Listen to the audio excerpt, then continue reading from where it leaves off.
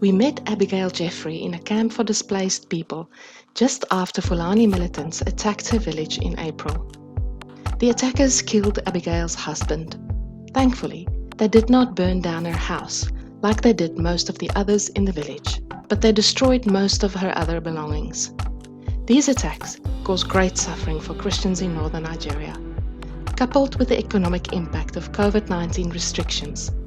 The future for Christians like Abigail is uncertain. She did not know how she and her 1-year-old daughter would survive. Ba ya cece abincin da za mu ci, sai dai wahala ko mun samu kadan mukan raba ana ta yin gwaje-gwaje wani lokaci sai a fara fada saboda abincin ba yawa sai wahala ne muna ta sha. Abigail is one of 9,000 vulnerable Christians Open Doors wants to help survive the next few months. Last week, we delivered urgent help to hundreds of other Christian families in her area. It was a noisy but very joyful event.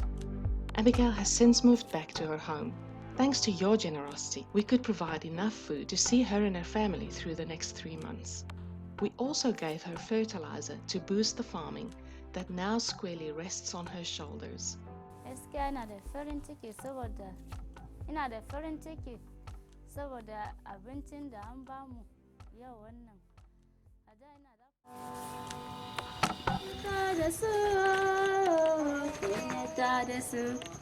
Yesu ka janyata da su, janyata da su ya Ubangiji. Yesu ka janyata da su.